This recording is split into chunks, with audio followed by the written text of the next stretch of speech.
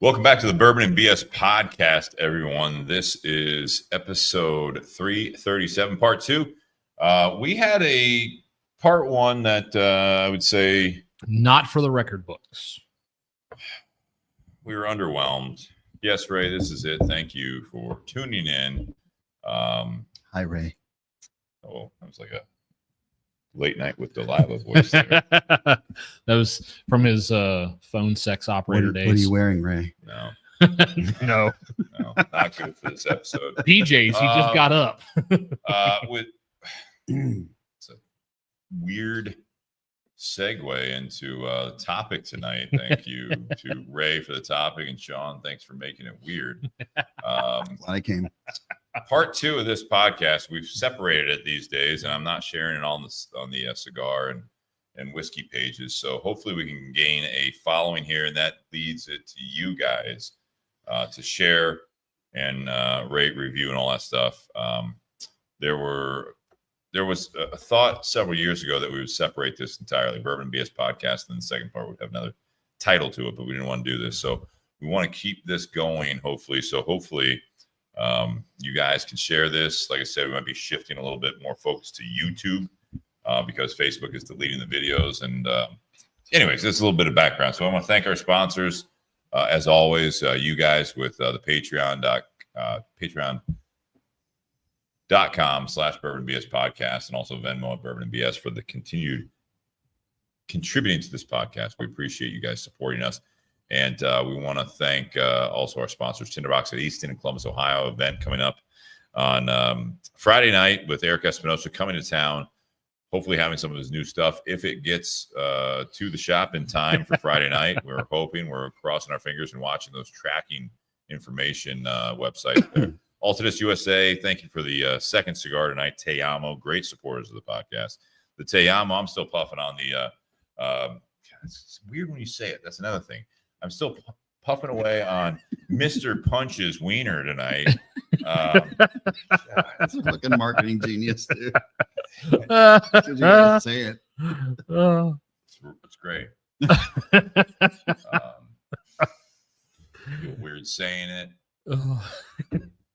God, Well, because I remember. I mean, it's just even saying it straight face. You know, I'm. Well, when you were trying to type Still it up. Smoking Mr. Punch's wiener tonight. Enjoying it. Not great. Not my favorite.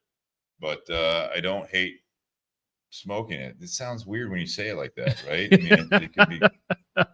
You could like a real Mr. P's hot dog cigar. You really wanted to. They could have called it that. But You're absolutely right. You could say that just if it make you feel more comfortable. No, because that means I know Mr. Punch better on a different basis. You know what I mean? Right. Mr. P's. Come on. I mean, it was in collaboration with the whole cigar rest that looks like a hot dog bun and the grill ashtray. Just like fight all you want, man. Yeah. it was. I mean, Nobody knew that. They'd be like, what the fuck? well, when Steve was okay. typing it up, he's like, "What's the name of this cigar?" And I was like, "Mr. Punch's Wieners." He's like, "Really? I have to put that up on the I screen?" really want to do that. Yeah. So thanks to our sponsors. BS Cigar Company cigars are available as well. Gold and silver are available. Check them out. Gold is made by Placencia. Silver is made by Espinosa. Again, Eric Espinosa is coming to the Ohio area this weekend. Lucky to have him in Columbus, Ohio at Tinder Box at Easton. And then buyjack.com/bourbon&bs for the shirts like we have, Nate and I have on. Pour one more, light up another. We'll figure this out together. Different colors. There's other shirts on there for the BS Cigar Company as well. So check them out. They are printed and shipped directly towards you. Ray, that's exactly what I'm saying. This is something I'm going to put up on the screen. If you guys are listening live, we also have it. I can't read it, the YouTube comments, so I'll put it up on screen. So hopefully, if you guys can read that. Ray, we're doing men's mental health, and you're puffing on Mr. Punch's wiener. That's what I'm saying, man. That's what I'm saying. Hey, Alan, thank you. Tuning in for part 2, sipping on an Old Forester 100, which is great. But he's doing an old fashioned tonight. No cigar for him. It's a good bottle Cheers, for an old guys. fashioned. It is a great yeah. bottle. Bang for your buck. And 100 proof, so it stands up in a cocktail, and it's still the primary focus. Absolutely. That's one of 2 bottles that I typically recommend when someone goes, "I'm looking for a bourbon for an old fashioned." Yeah. Alan, I hope you share this as well. Keep tuning in. We're going to talk about a more serious topic, but we're going to still try to keep it a little light. But, this is something that, on YouTube, we're hoping to get a little bit more traction since Facebook has changed the way they're holding on to videos. So we want to keep these things available for you guys to listen to at your convenience. So, what are you shaking your head at? Nothing. Do you want to say it? I'm surprised you didn't hear it. I heard it. I don't think they did. Okay. They didn't want to hear it. We're just The mics aren't that sensitive. That's not right. a little disappointed. You're more disappointed, just like the pairing. Men's Mental Health Awareness Month. Ray, you're listening now, which we appreciate. Hopefully you're still on. I see you coming in and out of the show here, but he suggested it for a reason. Sean, I invited you here. I know you've shared on the podcast. We've all had our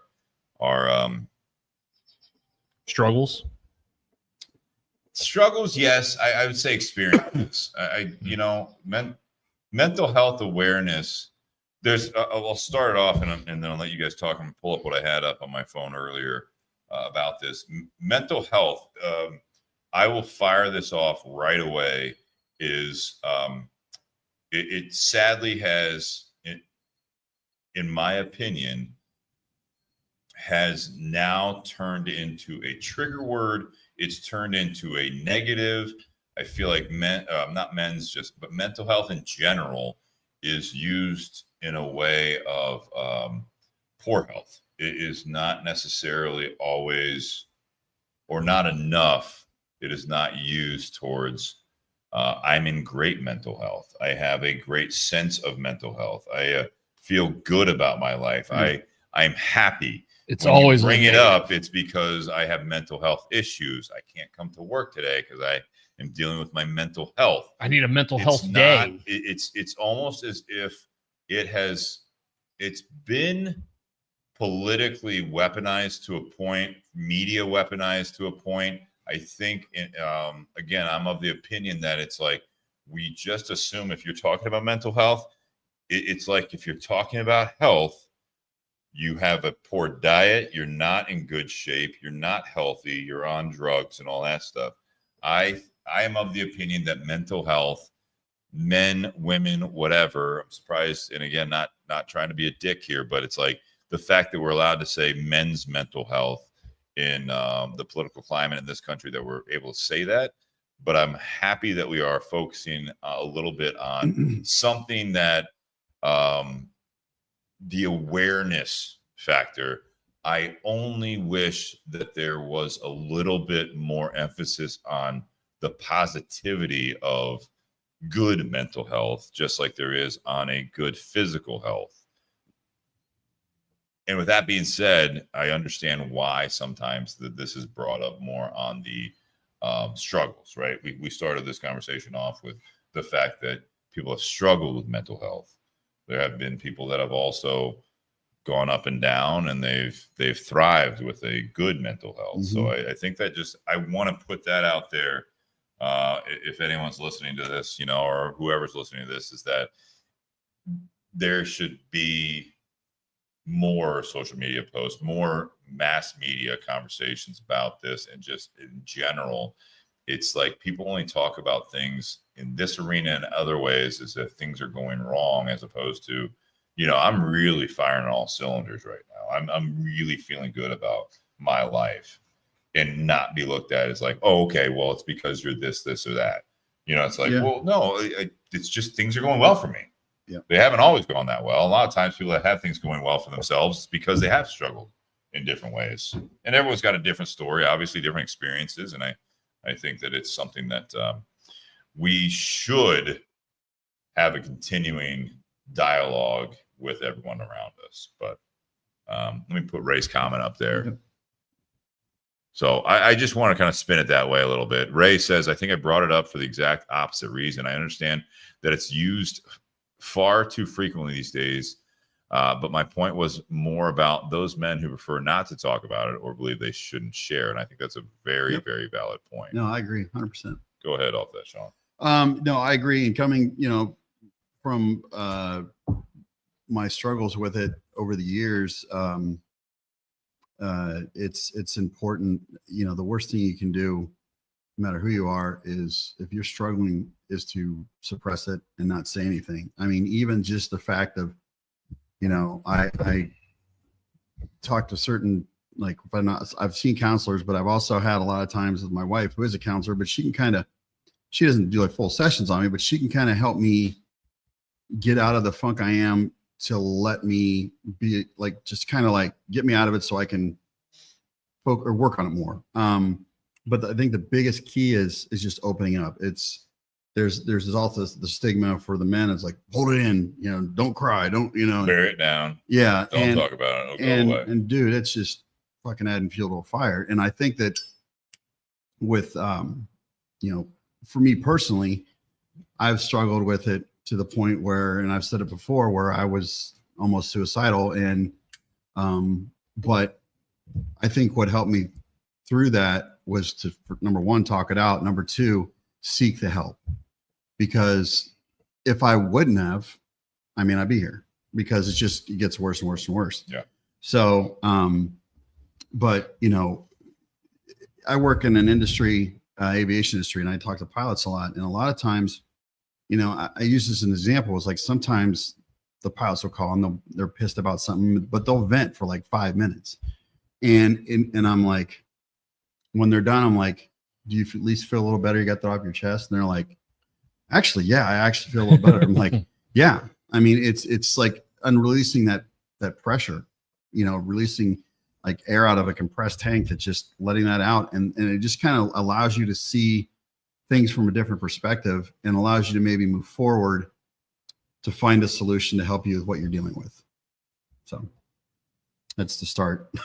No, I think it's a good start. I think, you know, it's talking about, I mean, you're dealing with, you know, a couple generations ago, and we'll talk US, you know, Ray, you bring up the global statistics on men's suicide are terrifying. Mm-hmm. With the US being among the worst. I mean, I would agree with that. Obviously, I've seen the same kind of data there, but it's what's interesting to me is that just a couple generations ago, that was exactly what it was, right? This is something that at that time, you're going back, let's call it 70, 80 years ago, Mm-hmm. where typically before World War II, I mean, it was, you know, the men in most households were the providers, right? You know, and it was like single income families, and it was just a dynamic that I don't want to say there was anything right or wrong with it. That's just the way it was, and it was tough because I think with the way the world changed in the 40s and 50s. There was this shift there where the mental health of the males, the men, whatever you want to do. We're not going to go down that rabbit hole tonight, you know, as far as that goes. But it's like the typical nuclear family was, you know, the men took care of things as far as the financial side of things, as far as the income side of things, and then the women were at home, and so they had different roles, which there was a disconnect there. Yep. Supposed to be a teamwork thing. You know, you go back, I mean, I'm talking centuries. I mean, that was in all cultures, typically the males and females had different roles, right? And so that carried all the way in the US up until this point. And then it changed when the war happened. Obviously, you go down that path of, you know, with the Rosie the Riveter, you know, where the women had to go to work when a lot of the men were actually drafted and they were sent off to war. And so that shifted, that changed things, that never really went back to the way they were, even though after the World War II, and again, not being an expert on this is just my take on it, is that, you know, when the men came back and the women went back, like the social norms were basically reinforced on top of what happened. And so it was like, it wasn't necessarily that anyone wanted it to go a certain way. It just, that's the dynamic there. So that, I think, really started it in this country, in my opinion. You guys can disagree if you want. Obviously, I'm, again, not an expert, but I look at it as that has catapulted over the 60s, 70s, 80s, 90s until the 2000, this century where we're at, where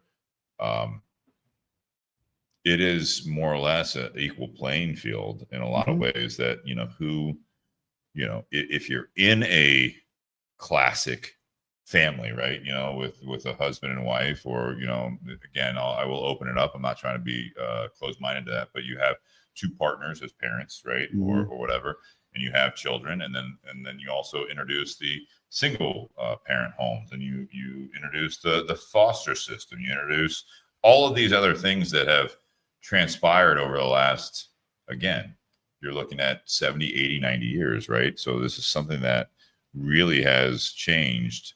But the one thing that I think up until more recently, there has been on the men's mental health awareness side of it, is that lingering machismo, the lingering aspect of that. If you are a man, you should be able to handle it on your own. We're talking 2-3 generations that part, I think, has really held on very strongly to a point that it has always been a debilitating mindset. And this is coming from, someone that, my grandfather was in World War II. He was military. And he dealt with mental health. He died before I was born. This is the episode to really talk about. I mean, he took his own life before I was born. And it's something that my family doesn't really talk about. And I'm not trying to say that disrespect to my family, but I mean, it's one of those things that, all these people now, and, Ray bringing it up, is that, US this shit's been happening for a long time. And there's all sorts of different reasons. But one of the things that you find, I think, that echoes through these generations of men is that it's something that it doesn't necessarily, in my opinion, need to go to an extreme. This is just opening it up to your point, Sean, like open dialogue. It's okay to be vulnerable. It's okay to not have things figured out, with the goal, hopefully, of figuring things out, making things work, doing better, on your own and with the people around you, your family unit and everything. I think it's important to talk about. I think it's nice that there is this men's mental health awareness thing. You don't see the media gravitating towards this as much as I think they should. It's very, very interesting to me that we talk about this tonight, that, there's been experiences that I've learned about in my own family, and I know other people that have struggled with it. Sean, you and I are close, and you struggle with this, and it's like, the open dialogue is the biggest part, which I think anytime you have like something on the calendar as a this month or that month, you know what I mean? This is something that June in this country is also Pride Month. Right. So almost ironic that June is Pride Month and also Men's Mental Health Awareness Month, because I think the stigma in this country, I can't speak to other countries, is that it doesn't necessarily, those don't go hand in hand. You know what I mean? Because it's like, I feel like sometimes the men's mental health thing is, and correct me guys, you guys, or anyone out there, it's almost like aimed towards more, straight males, right? I mean, that's the way I see this, because I don't think it's really talked about from at least a media standpoint or an explanation standpoint. This is like all men. And I think it is, ironically, in a negative way, the same month as Pride Month, because you have two kind of trains going side by side that aren't really intermingling. But you've got gay males that are struggling too. Completely. And I think now more than ever, because of just the way that this country is and the way things have been escalated with that, there's everything, I don't want to go down the political path, but just It's obvious though that yeah. it's obvious though that it's, you know, they're under a lot of scrutiny because of what's been going on lately, and I'm sure it's been, you know, there's been some mental. I'm sure that, yeah, obviously, yeah, but maybe I'm hoping that in that case for them that there's a sense of community where they seem to gather amongst themselves and support each other. So I think hopefully that's what's happening, and I've seen it already where, like, you know, hey, we're in this together, we're going to get through it, and so at least they have the support just as much as whether you're gay or you're talking about like the gay, yeah, LGBTQ, like just Yeah. all of them. I mean, it's because, but they, you know, I've seen where it's like, hey, we're all in this together, we can get through, you know, let's support each other. And I think that's a good thing to have, because given what they've been going through, you need that. And I think that's where we, as, you know, the straight male that are not in that community, we don't have, I wish we had, I mean, personally, I have support like you and Nate and my buddy, you know, Shannon, and some other guys that I can go to and say anything. And, but there's a lot of people out there that don't. And, I wish that, you know, I hope, pray, wish, whatever, that they, you know, find someone that they can, you know, even if it's this seeing a counselor, at least that's a neutral person that doesn't know you. So it's, you know, it's confidential. So if you don't want to put that all on display that you're dealing with it, at least you're trying to find treatment to get yourself better. The one thing you mentioned too, with the whole World War II and all that, is fucking veterans, man. These guys that have been over there and seen war and have PTSD, and that's a brutal. I can't imagine, because I've never been through it, but I can't even imagine what these guys go through.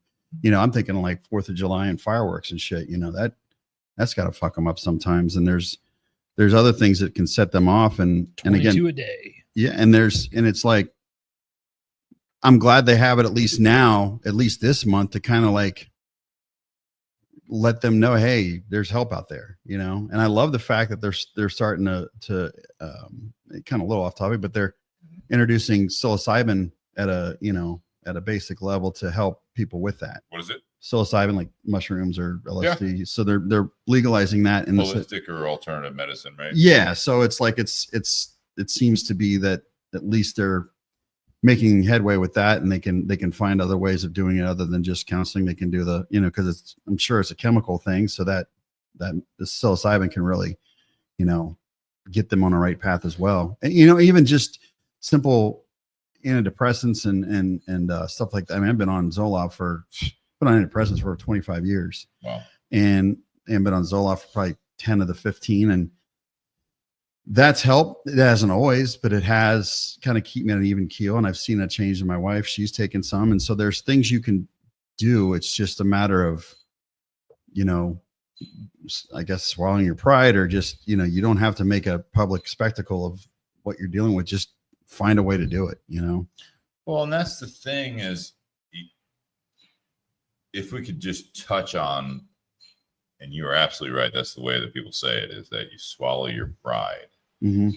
Pride is an interesting topic, an interesting word, right? You know, I mean, again, that's going back to, I think, kind of what I was saying earlier, is that, you know, having pride is, you know, bearing something and not feeling like not burdening anyone else. Sure. Right? Like, that's your pride, you know, like, yep. But I've done it. But especially if you're a family person, you have other people around you, or if you're just by yourself, in a sense, there are people that care about you. I mean, that's not pride. That is, in my opinion, that's swallowing your shame. You feel shame that you feel that. I agree with that. And I feel like appreciate that. I mean, that's something that I think that the way the words you use, the way you describe it, and all that stuff, and I think you are spot on that it's swallowing your pride is what we've always said. Mm-hmm. But it's like, you're not prideful. You are feeling shame. Yeah. So like, swallow that, stomp it out, and just be like, it's fine. Mm-hmm. Like, it's okay to be ashamed of how you're feeling. Because I think that's more accurate, using the words that we have in the English language, is that it is not a prideful thing. This is a shameful thing, and there's nothing to be ashamed of. because everyone deals with it. And we have, as a U.S. society, I'll speak to that, is that you've always kind of brought or the focus of shaming people that don't have their shit together, right? Mm-hmm. And I think it was partly the machismo thing, and on the men's side of it. I also want to comment on the you're absolutely right with what you were saying as far as when I brought the aspect to the table of the straight males versus gay males or whatever whatever you want to say. I'm not going to go down the entire identifying gender and all that stuff. I'm just saying that wouldn't it be great that if that was an equalizer this month, is that the if you wanted to just use the words like men's mental health awareness, so if we could agree upon what men is at that point, or the male, if you want to go gender wise, it's like the male gender, right? So it's like this would be a great time to have that equalizer there. It's like this is what we all deal with as people, as humans. So if we want to do men's mental health awareness month, it's like, cool, let's get some straight men and gay men and get them kind of talking. Then it's like, oh, you guys struggle with this too. We do, it's yeah. And I am not trying to oversimplify it, but it's like who you choose to have sex with is not of concern when we're talking about mental health. Right. I will say historically, and again, the same generations that I've talked about, as far as the last however many years, is that was another thing that you had to suppress and almost feel shamed about if you were gay, right? And it was a hindrance on your everyday lifestyle. So hoping that we have actually had a progression of things in that regard. I know it's not perfect, but it's like that would be a great thing is men's mental health is change it to something where it's like, and again, I'm not trying to be inexclusive or like, I'm not trying to exclude anyone, right? Or it's just the fact that it's like straight and gay men's, like make some steps here. It's like we all have, like as men, we have the same problem. We have the same issues. We have the same, struggles in that regard. We still have different struggles, but even as three straight males at the table here, we all have different struggles. So it's like, like not quantifying it based on certain characteristics or, check boxes. It's just like, this is what we're dealing with. Trying to look at some of these comments. Same. This should be one of those things where you look at June in this country again, and I'm not trying to beat a dead horse here, is that Pride Month it means something specific. And unfortunately, sometimes I think that it is something that is supposed to be inclusive, but yet it still characterizes and it divides to a point that it's like, yes, you can support us, but you're not us and stuff like that. It's like men's mental health should be a little bit of a link there between straight and the LGBTQ plus community, right? I mean, this is mental health. This should be universal, but the men's side of it, I think, is still kind of aimed towards certain male characteristics, and I think that should be a unifying aspect when it take the sexual orientation out of it. You know what I mean? I think this is something that could be talked about on the extremes. It could be on, CNN, MSNBC, and Fox News. This should be something that they should all come together on. Should. I like what Ray wrote and what Nate, how you said. It's like, I don't know if you want to put that up, but yeah, I feel fortunate. Yeah. It says, I feel fortunate that I've never been in that situation where things have been so overwhelmingly difficult that I couldn't cope. That doesn't mean that I don't accept that it happens. I think as men, we often ask each other, how you doing? But how often do we really pay attention to the answer? Nice. And Nate said, Ray Chester, or we don't pay attention to the question and blow it off as a hello. Well, it's one of those where, like if I'm at the Tinder Box and Sean comes in like, hey, how's it going? That's the same as saying hello a lot of times. We're just like, oh, doing all right. And it's like, it's one of those where we have to kind of ask it again in a different tone. Like, no, how are you doing? Yeah. Like, don't sit there and say, oh, I'm doing well. Like, no, really. And And I think that's one of those things where it depends on who you are talking to and how comfortable you are with that person, the relationship there. Like, you know, Steve's one of those because he loves to just dig it out of people. Steve's one of those where he would sit there and say, "Hey, how's it going?" "Oh, it's going." "How's it going?" Like, more often, I like the ones where you're like, "Hey, how's it going today?" I mean, I'm upright. Okay. I try not to say stuff like that, but That's the wind we have going on today. Like, well, I'm above ground. That's the old man. Now it's younger man, but old man comment like, "Hey, how's it going today?" I mean, and I love that you kind of push if you can tell that there is something, because it's, if you are in a funk and you're like, "Yeah, I'm okay," and they're like, "What's going on?"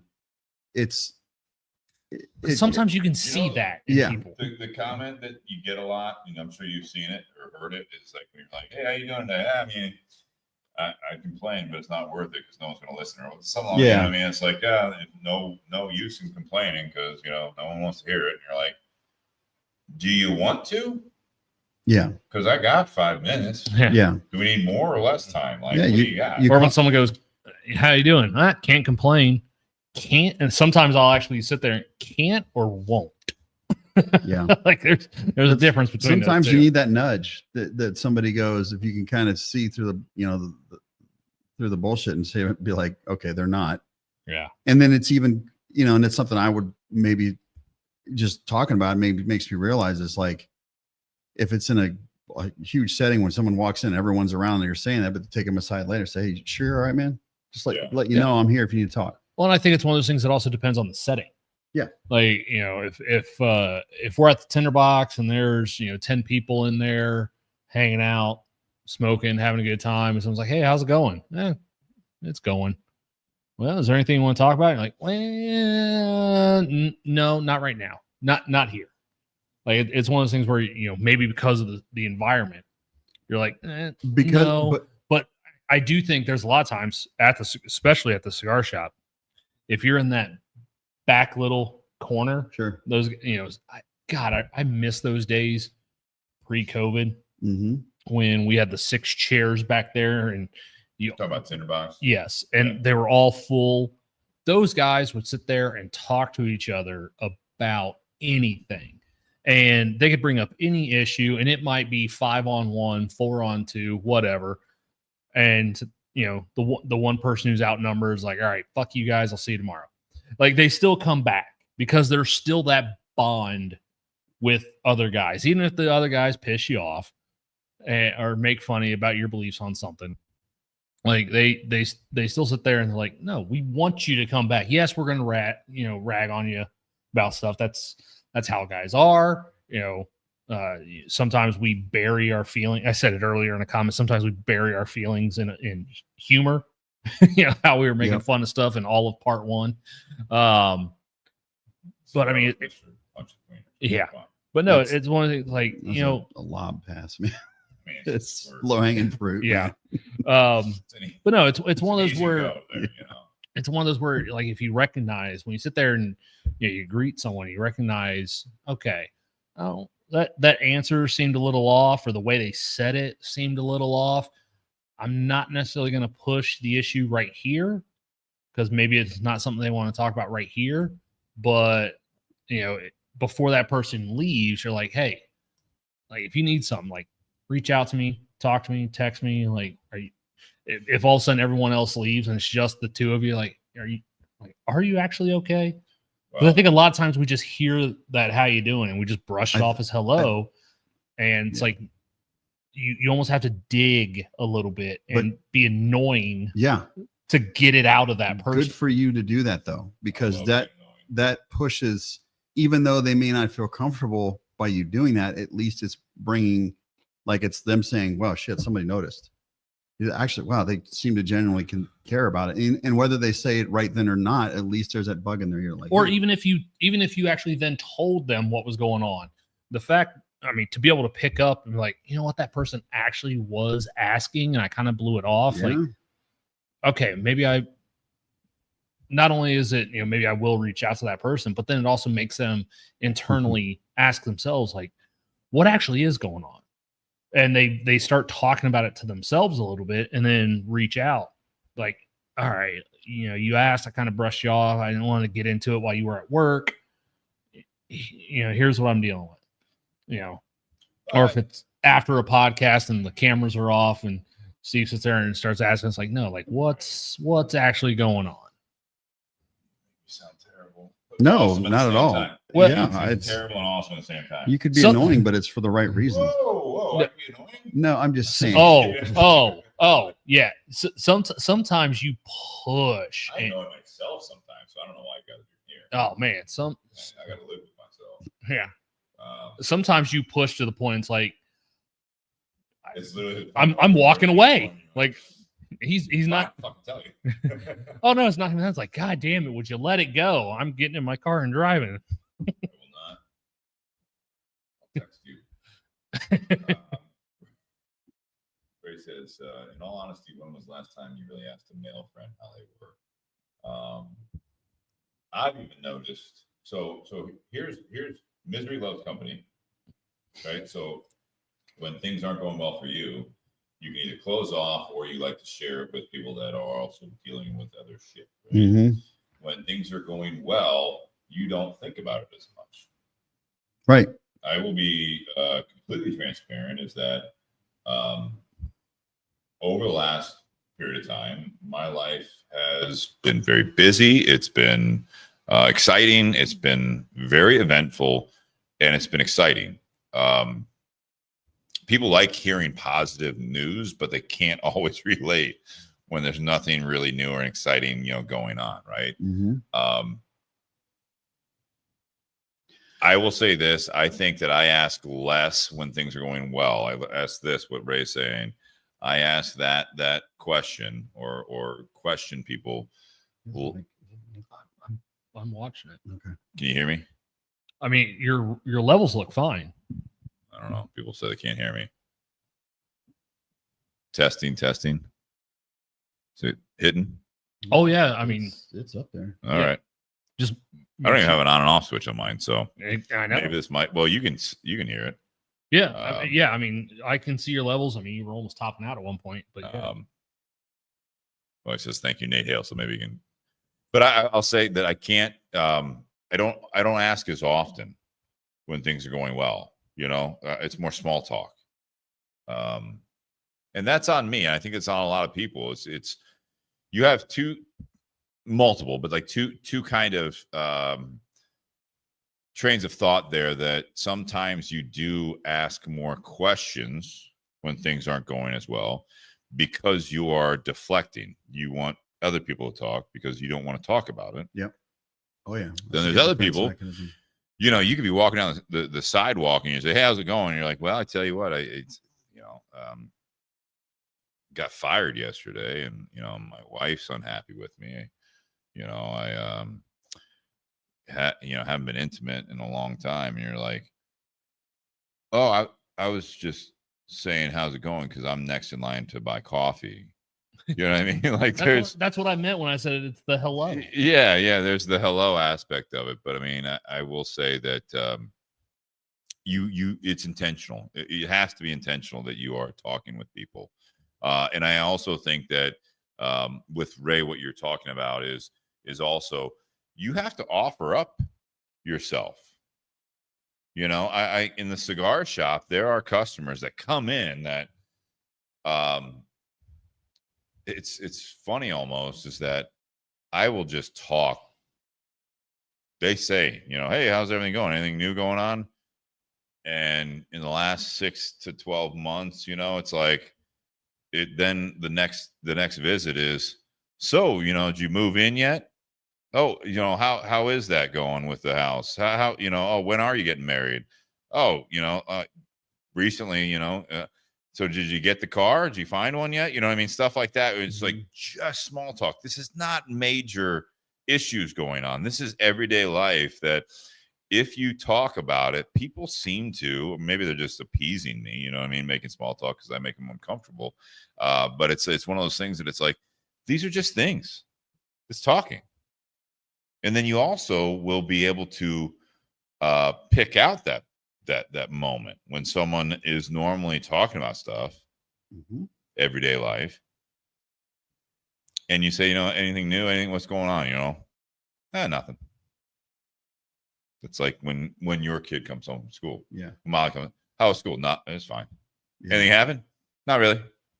Oh God, this age, yeah. I mean, that's teenagers. Jeez, I mean, that's classic teenagers. Well, but it's like a grown male is basically a teenager sometimes. Of how's the week been? Fine. How's work? Yeah, it's all right. Yeah.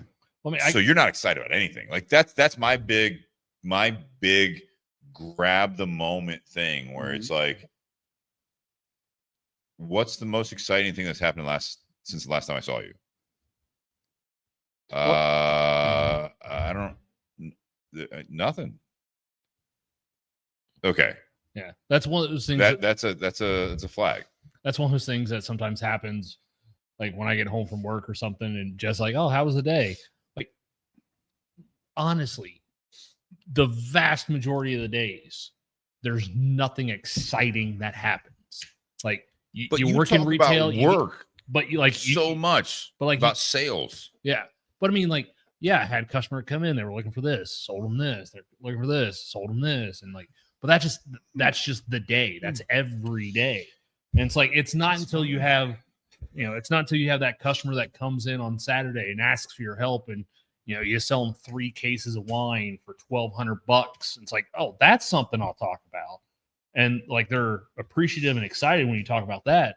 But if I just sit there, I'm like, look, every single customer that came in bought 2 cigars. That was it. Like no one hung out. No. There wasn't anything like say that. Yeah, but I mean, it's like nothing happened. Like, I mean, you sit there and you ask some people like, hey, how was your day? Oh my gosh, the story you get might last for 30 minutes. And you're like, what the hell are you talking about? Like, I don't even know these people. Like, but what, like there's so many details in the story, and it doesn't always be detailed and like selling it, but it's like, even like Sean, it's like, you were telling me about, staining your decks and, front and back of your house. Yeah.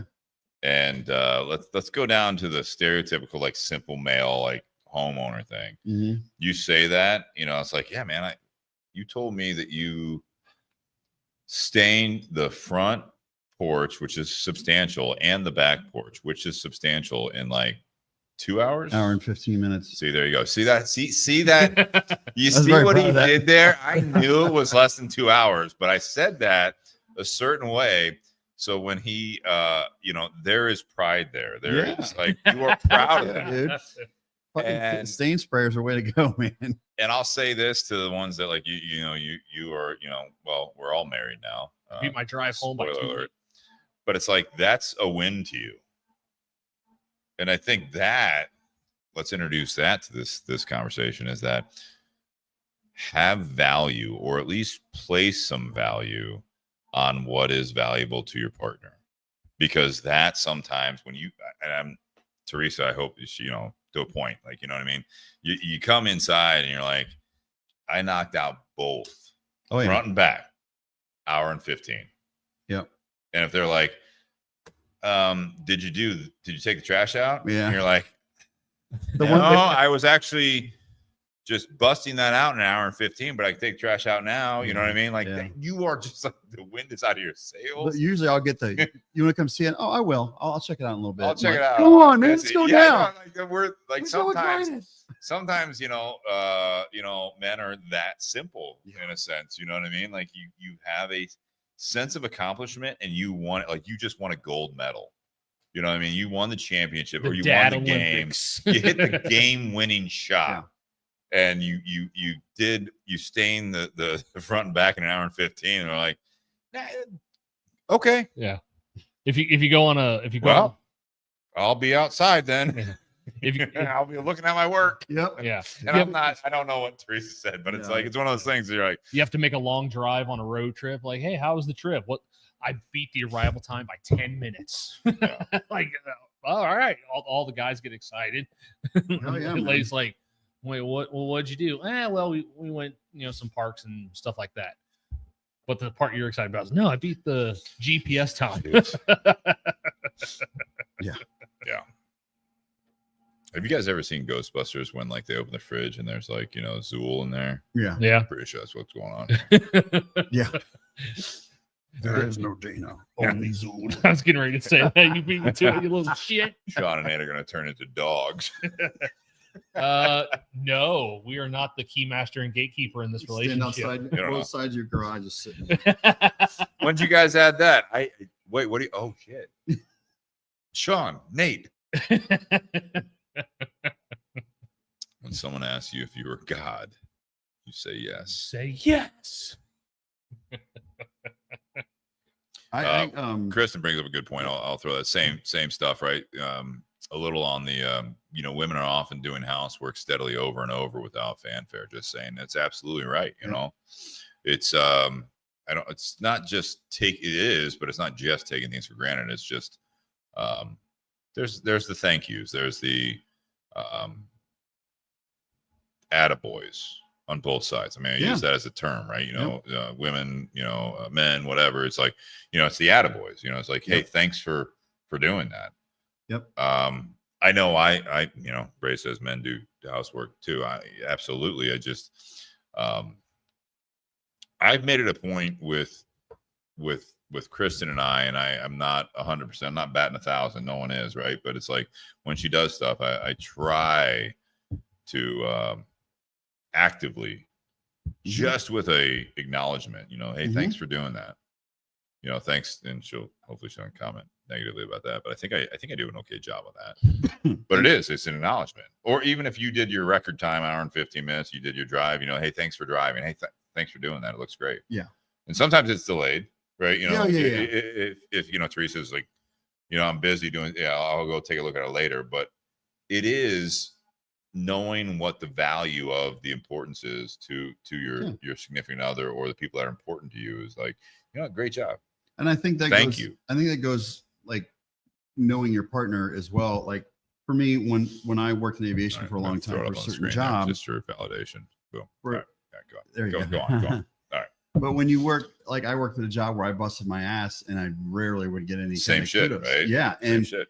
And so now I'm at a job where I'm recognized for it. I don't want to fucking parade. I just want somebody to say, hey, good catch, or way to get that done, and that's all I need. And just some positive saving lives some positive reinforcement, you know, and Teresa knows that. And what I also do too to help with the whole housework thing is I do a lot of it too.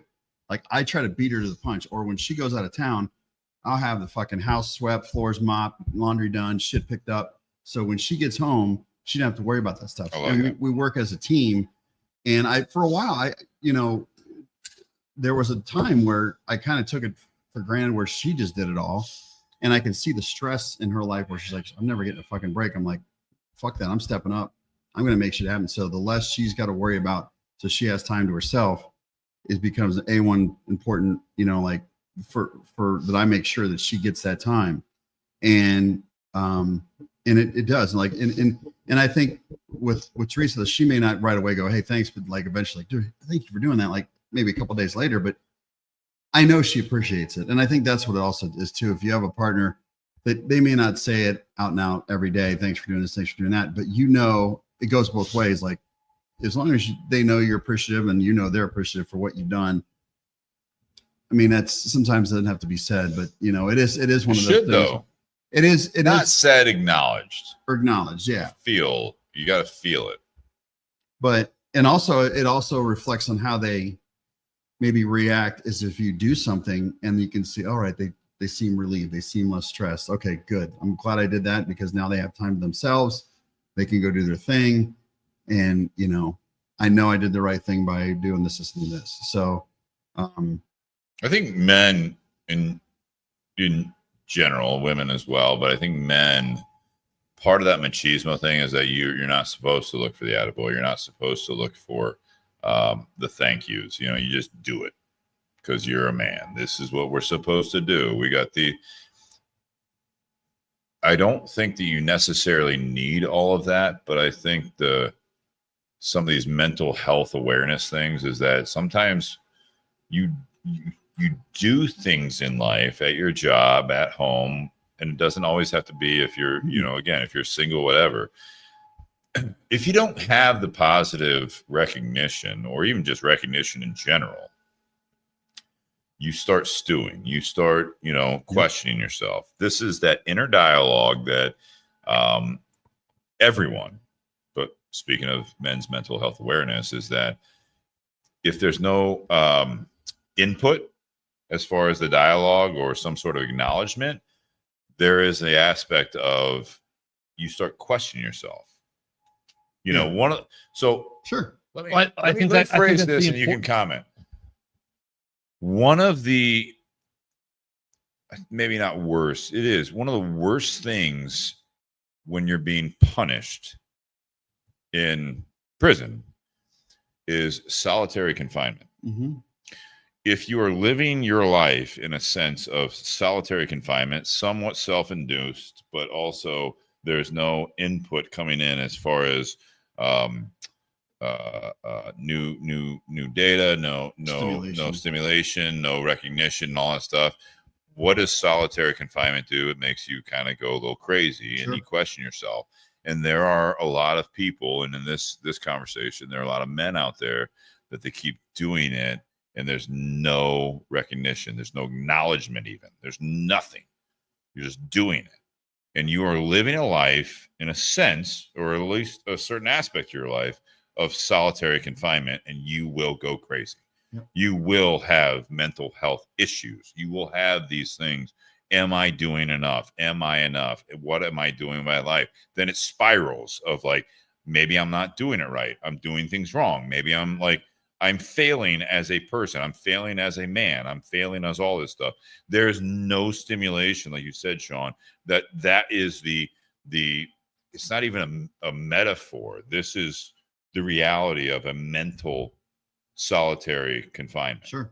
And that is terrifying. Yeah.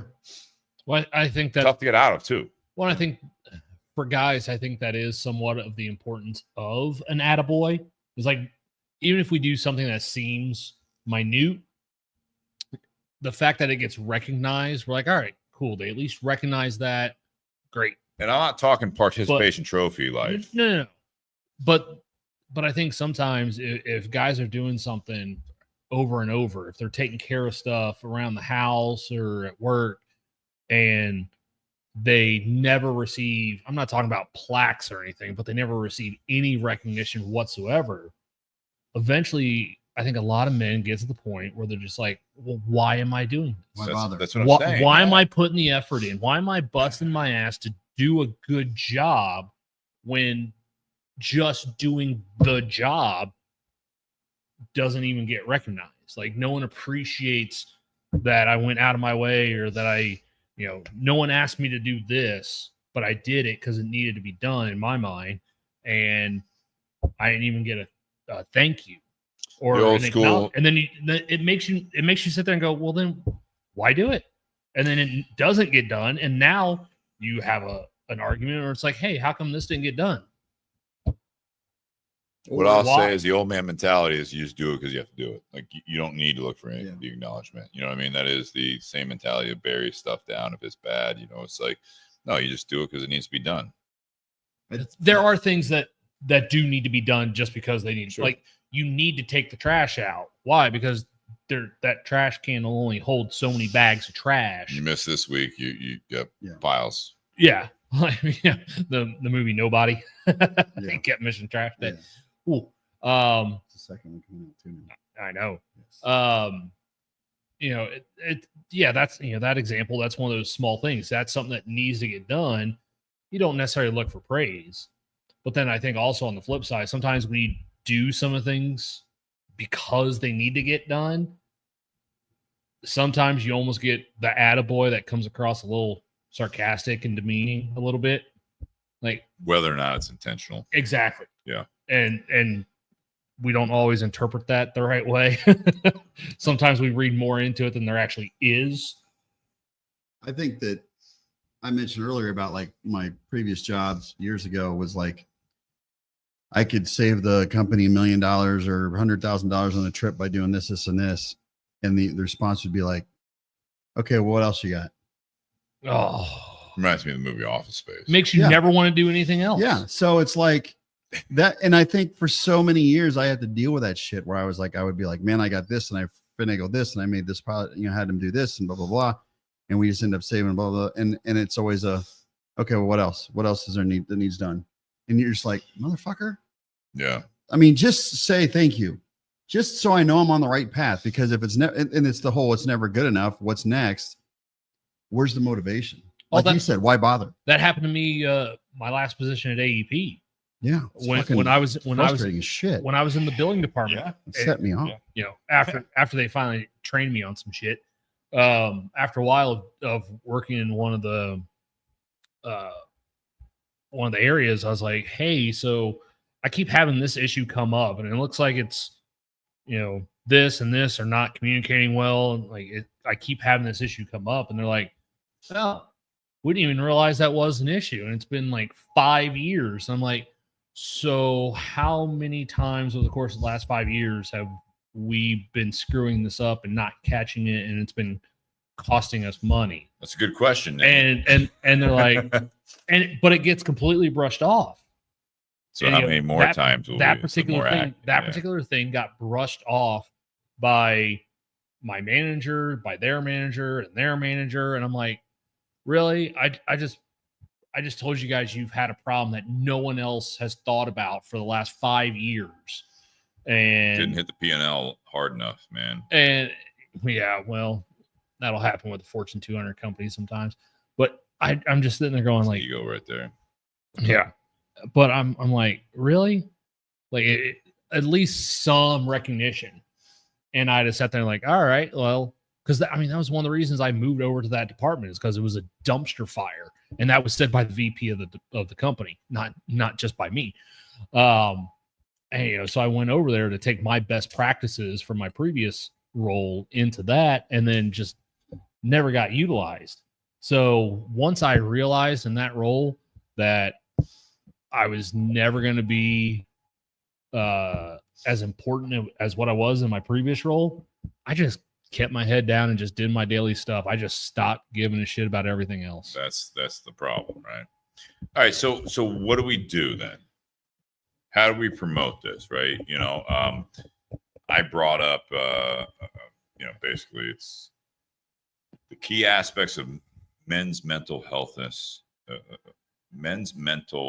Awareness Month. Increased awareness, right? That's obvious. Breaking down the stigma. It challenges the idea that men should suppress emotions or avoid seeking help. We already kind of covered that. Mm-hmm. Promoting open conversations. I think we covered that, right? Mm-hmm. Access to resources highlights the importance of seeking professional help when needed. Supporting men, emphasizing the role of family, friends, and community in supporting men's mental well-being. I like the highlights the importance of seeking professional help when needed. I will lead into the I don't want to say closing remarks, but towards the tail end of part two. Sure. Here is that Sean, I know you and I are very similar. Nate, we've talked about it, but we're very similar in the fact that with your health issues over the last several years, not just mental but physical, is big proponents of doing regular checkups. I would say historically, stereotypically, more accurately, that men don't go to the doctor, right? That's something that it's just not a thing. Yep. I've talked to not unless something's broken. Right. Unless I'm sick, why would I go to a doctor? You know what I mean? You can have all these issues. Let's talk about the midlife crisis. We're all of that age where it's like, our parents, grandparents, the midlife crisis is typically due to a lot of things. What do we talk about is that women go through menopause, and that it's like, well, they're gonna have to deal with it's a lot of changes and stuff like that. Well, there's been a lot of, I guess, studies and just history now at this point is that we as men go through a lot of different physical changes as we get older. Yeah. And go through that stuff. Sure. But that was, again, one of those things you don't talk about. You should still be able to be the same male machismo person you were when you're in 20s and 30s. Well, that's not the case. Yeah. It's just not the case. Yep. So I said it before on this podcast, I'll say it tonight, is that one of the biggest things when it comes to mental health is that, as opposed to just going to not against it, but you want to go to someone if you need to talk. You want to go to someone that is a specialist in that arena, but also if your doctor that is prescribing stuff does not ask you for a blood test or for some sort of actual raw data of what's going on in your body, find another doctor. Yep. I would say that is the known thing at this point for men as they get older, 20s, 30s, 40s, 50s, 60s, and beyond, is you are not firing on the same cylinders. Yep. And there are so many factors, and you can watch anything, you can learn anything. Diet-wise, it's like, depending on who you talk to, what day it is, what year it is, this is bad for you, this is good for you. And then the next person you talk to, or the next year, or the next day, it is, well, actually, that is good for you, and this is bad for you. That's always happening. But the big thing is that you check under the hood. I always say this, is that if you take care of like a car, you take care of, you get the oil change. You take it, preventative maintenance. Absolutely. Men stereotypically, and I think it's unfortunately accurate, is that you do not do the preventative maintenance. You don't check under the hood. You don't go in. It is shocking and also expected. If you ask a man, 40s, 50s, luckily it's less these days. When was the last time you went to the doctor? 7 years ago. Problem. That's a problem.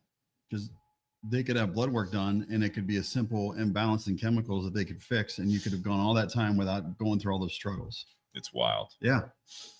Check under the hood. Preventive maintenance, same thing as physical activity, right? Yeah. Is the same thing that will then lead to mental problems, physical problems. And if you don't know what is firing wrong, what you're lacking, whatever it is, and if you obviously trust your doctor, you want to know the data. Sure. If you don't want to react to it or respond to it, that's on you. But if you don't know, that is the male stereotype there, is that I don't want to know. Cool. Then it's too late. Enjoy your struggles, sir. Yeah. And then you find something that's too late to treat. Yeah. And now you're in your fucking deathbed. You are pissed off because you are not the person you used to be. Yep. It's that's the first step. I know for me personally, I know that it's amazing how there's two things that really kind of help me in a good put me in a mental state is eating better. Yeah. I'm not saying eat and clean, eat perfect, because that's going to end better though. Yeah. But meaning better. And just simple exercise, like for me, just walking on a treadmill or just taking the dogs out or just or doing something, where there's some physical side, get your heart elevated. You don't have to go CrossFit or P90X and bullshit, but no one talks about CrossFit anymore. Thank God. But don't Colt. Yeah. Yeah. But they're in great physical health, but mentally, nah. But I'm gonna just do burpees for fun. That's kind of how you know someone does CrossFit, they tell you about it. Yeah. Go ahead. But it's just the two things, yes, the eating and then the simple exercise, because I always have like a black and white mentality thinking, like, well, if I'm gonna I'm getting better. Either I'm gonna eat perfect and work out every day, and the minute I screw up one time and have a piece of pizza, fuck it, it's over. I'm just gonna go back down that route. And I've done it in the past. Now I'm from going to counseling and listening to my body has helped me kind of like get on the right path. So like it's to the point now, if I eat something that's kind of shitty, I'm like, oh my God, I feel horrible. I'm going to remember that the next time I want this. Yeah. So you learn from it. The other thing is, and I'm going to really put myself out here, is crying is a huge release in terms of mental health. We just had the anniversary of my dog passed away a year ago, a couple days ago.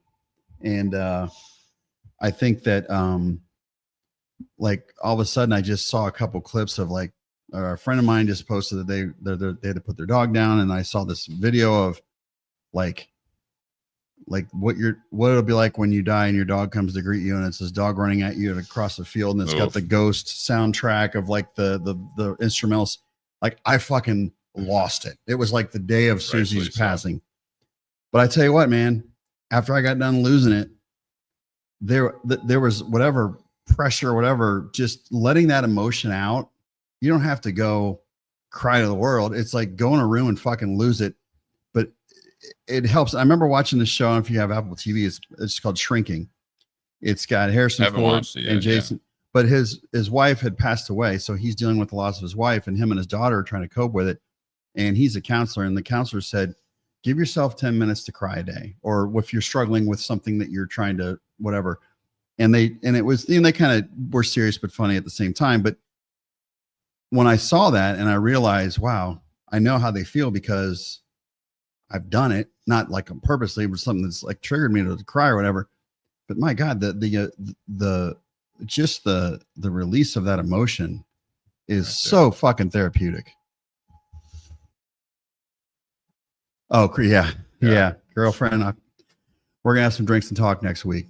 Oh, we're gonna go cry on the beach, okay? I mean, not the day of the wedding. No. I'm kidding. Maybe on like Wednesday. Yeah, but it's that's the one thing that always fucking. I love my dogs. I love our animals, but that's the hardest part of having a baby, man. A fur baby is. It's. But once you're able to let that out, man, and let it go, especially when you're trying to just hash something, during the whole process, you're crying for days, but like when it comes back to you all of a sudden or something that just sets you off, it's like, if you feel like you're going to cry, do it. Don't suppress that shit. That's just going to bury more feelings and mental, have more mental issues with that suppression and just create a fucking powder keg. Apparently you guys are going to adopt dogs down in the DR. That's going to be dangerous. I don't know if you can get back on the plane, but maybe donate down there. Maybe start a fund. Go to fucking dog shelter. Customs in the U.S. may have an issue with that. I you guys have, some of you guys out there, that listen to this, is that like, just recently it was 8 years since my father passed. And, I've posted every year. Sure. On that day or a day before or after, depending on, getting out there. But it's like, I don't do it. I don't do it for like comments or, likes or anything like that. I've always said that it was just more or less, it was honoring him, expressing myself, and hoping that other people can have a positive spin on it to a point that it's like,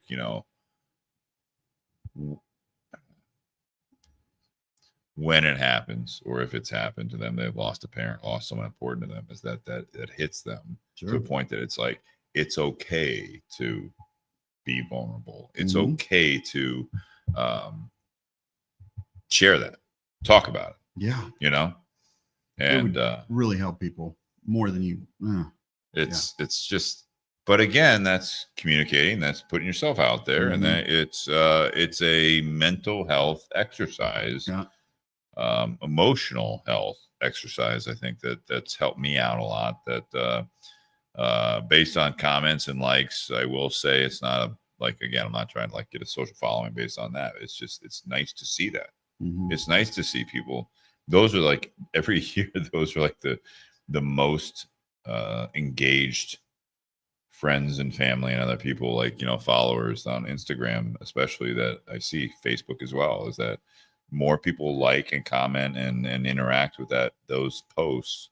I think originally it was, oh, I'm so sorry for your loss. I'm so, you know what I mean? And now 8 years later, posting it may not be the impact it has had on other people, but it's the people that comment or like it. I feel confident that you can do the same thing too. And if you don't share it, at least you're feeling it, and it's okay to feel that way. Inspire somebody too.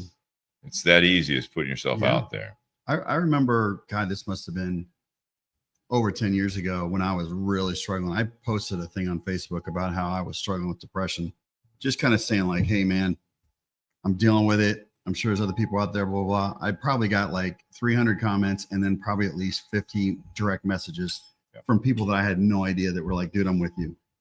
And like, it's not I'm sorry you're feeling that way. No, it's like I'm feeling it. They're like, thanks for sharing that, because I struggle too. And then all of a sudden you create that. It's almost like that opening that door to let people say, hey, I'm not the only one. Because if more people see that, then it's a little more, that social side of it, it's a little more acceptable to, well, shit, if he's struggling, maybe I should say something, you know. Oh, it's one of the things I pulled up online. It's like it's acknowledging it. It's talking about it. It's okay. Yep. Other people will either they don't really comment, but they'll probably be like, I don't know why he's posting something like that. It's like, just deal with it, man.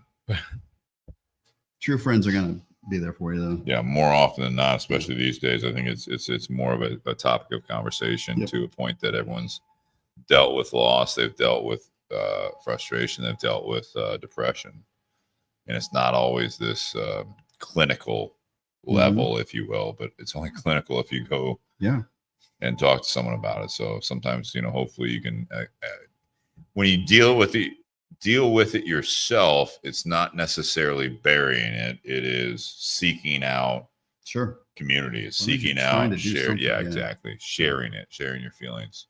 I know I've had those times where, like, a Tuesday night, didn't have to work the next day. I stay out on the patio, smoke a cigar, have a few drinks, and I'm just sitting there scrolling through reels, and I'll send like half a dozen to Steve or something. And then I've woken up to some of those.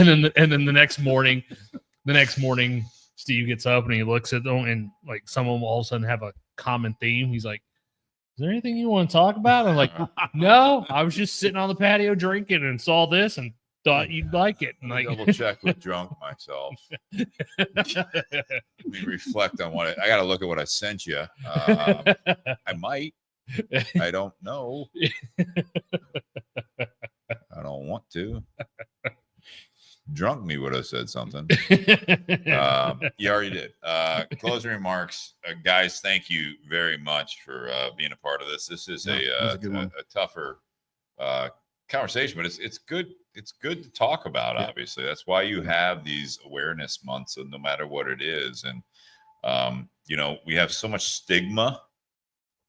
No matter what the holiday is and what you believe in and why there's a holiday and all this stuff. And I think men's mental health awareness, and I brought up earlier of the fact that in this country, and I don't know how far it reaches, but June is Men's Mental Health Awareness Month. It's also Pride Month. And I think that I said it earlier that it's ironic to a point.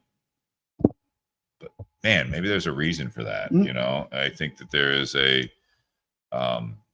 an equalizer there, is that everyone is dealing with stuff. Everyone is struggling. Everyone's got their different issues, but man, if they're not parallel and common between it, is that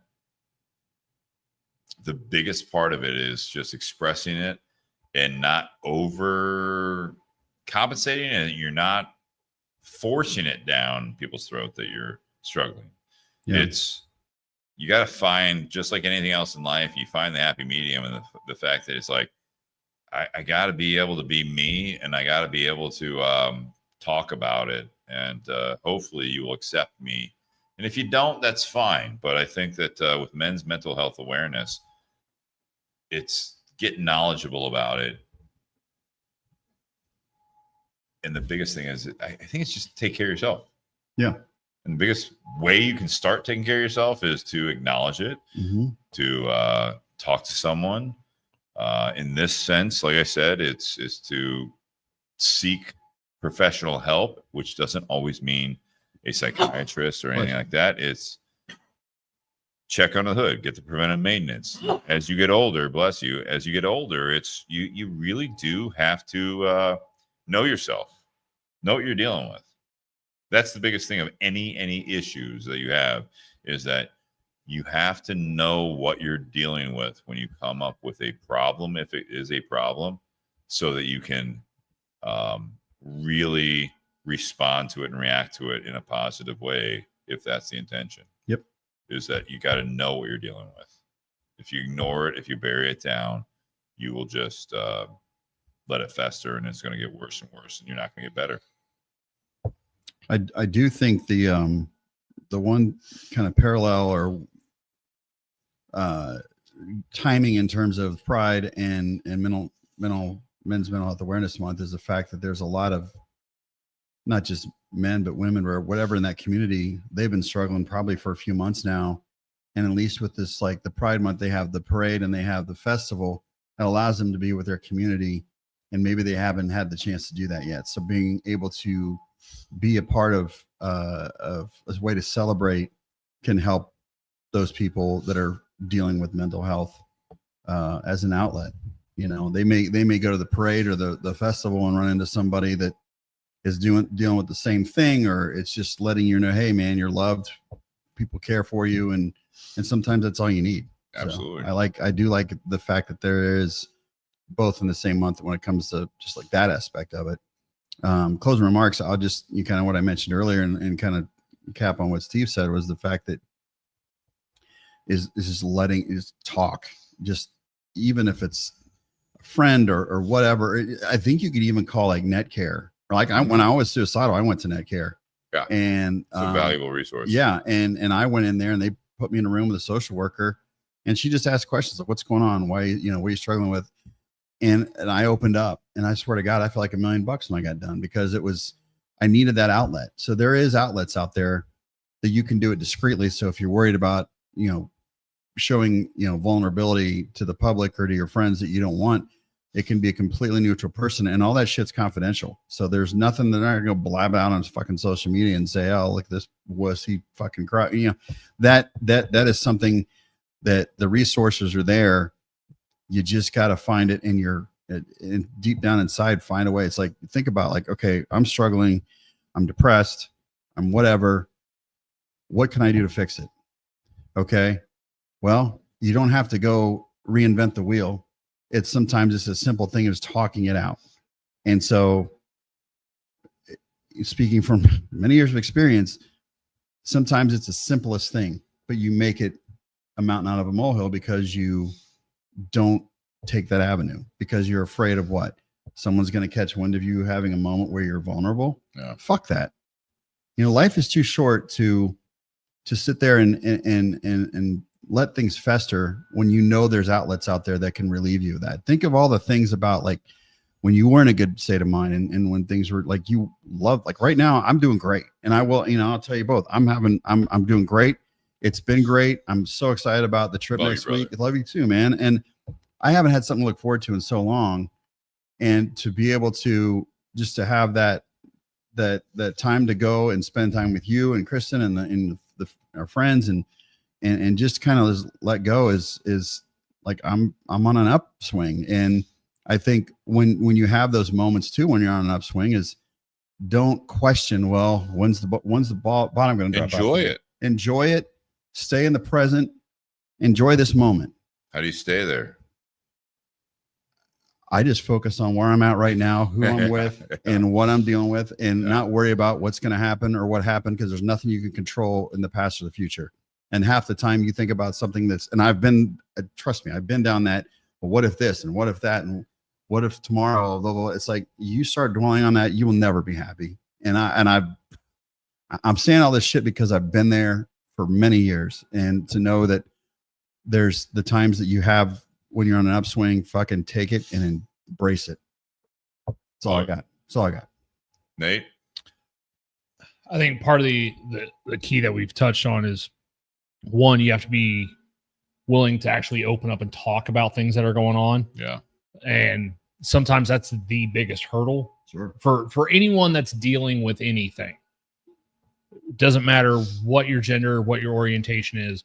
That's the hardest thing, I think, is to actually open up and talk about it, because it does, you know, in some people's mind, expose a vulnerability, because you're actually opening up and talking about something's not right, and God forbid something's wrong, right? Is kind of how we look at it. You have to be willing to actually talk about it to someone.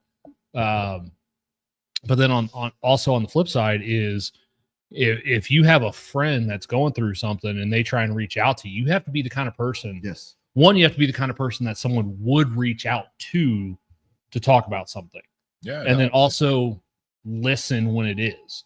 I've had friends that have gone through some tough times and, sit there and, just listen to them talk about what's going on in their lives for 20, 30 minutes. And, they just sit there and like, are you going to say anything?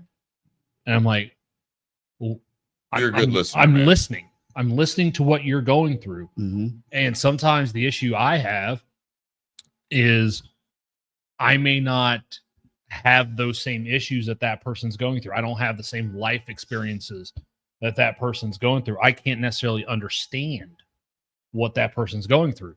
So in my mind, there's nothing for me to chime in necessarily, because sometimes in conversations we do the one-up thing.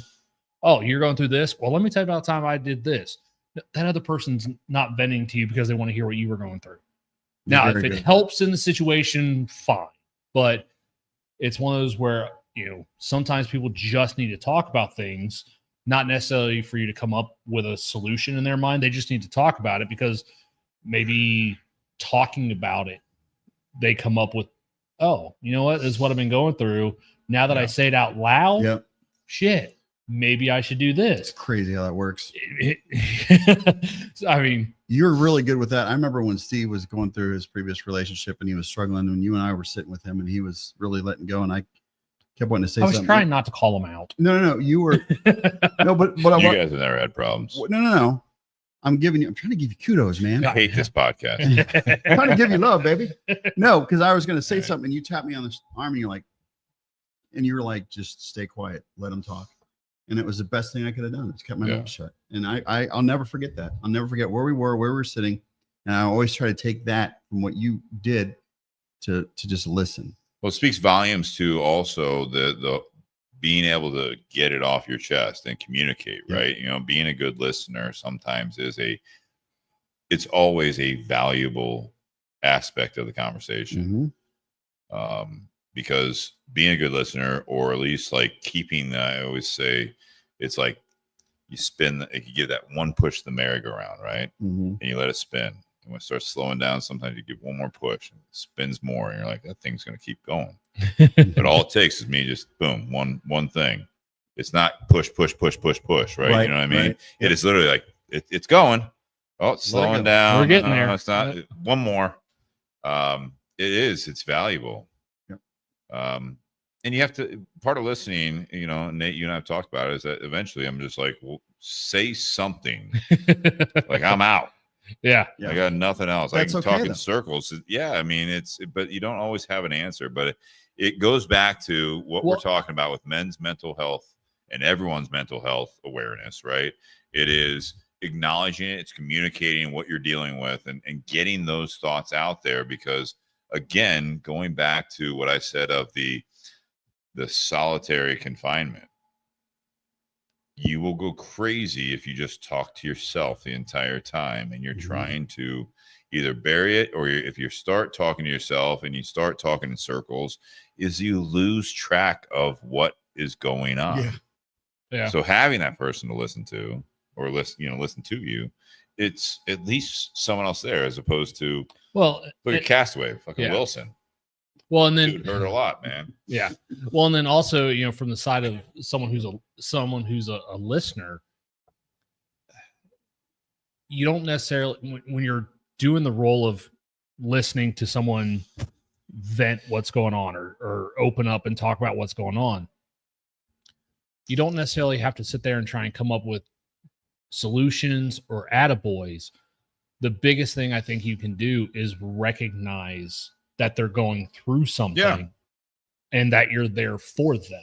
Mm-hmm. Like, you may not have the answer. I mean, I've had friends that have gone through stuff that I absolutely could not relate to. That's the thing. You can't whatsoever. relate, right? But why that person knows, like, I've had some friends that we've known each other for decades, and they'll open up to me about something, knowing that the two of us have gone through very different lives and different paths in our lives. They're still opening up to me for a reason. And it's not because they think that I'll understand what they're going through and have a solution, because I haven't gone through that problem. I don't know what the right You really answer do, is. right? You really do. But what I can do is acknowledge that they are going through it. And sometimes that's what they need in that moment. And, hopefully, if you're going through something, if you have a significant other in your life, that's the first person you should be able to go to if something is wrong. Right. If they're the problem, that may not be the first person you go to. If you're the problem, it may not be the first person you go to. Or if you're, We're not thanks going for down there. no. I was going to say thanks. It's not for flipping aimed that. towards you. No, I know it wasn't. But seriously, though, But it was not. I'm just kidding. Nate, let's hear it. No, that was a good way to flip it on its head, though. But the same thing I was saying. Like, you have to be willing to open up about what you're going through. You also have to be, that kind of bingo, friend. being a good communicator for yourself is both sides of that. Being a good communicator for the people around you is both of those things. Listening is rare. Spewing out everything is more common, but spewing out and exposing yourself in this day and age with social media and everything else, Sean, you said it. It's you want to get better. Mm-hmm. That's the thing. It's like the friend that keeps complaining about the same things over and over again. You're like, I've listened. You've asked for advice. I gave you what I had. It's been months. I think you're just happy in your misery. Like, yeah, some people are.